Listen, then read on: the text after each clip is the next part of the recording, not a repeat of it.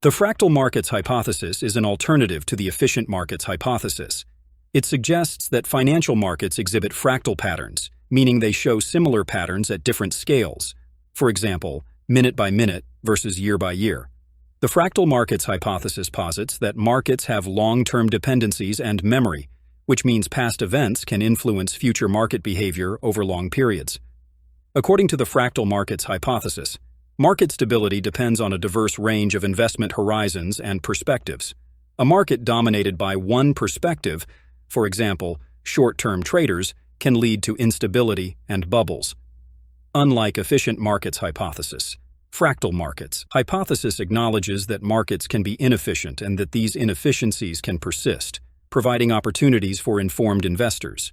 In essence, fractal markets hypothesis provides a more complex and dynamic view of financial markets, considering the influences of various timescales and investor behaviors. It's a fascinating way to look at market movements and volatility.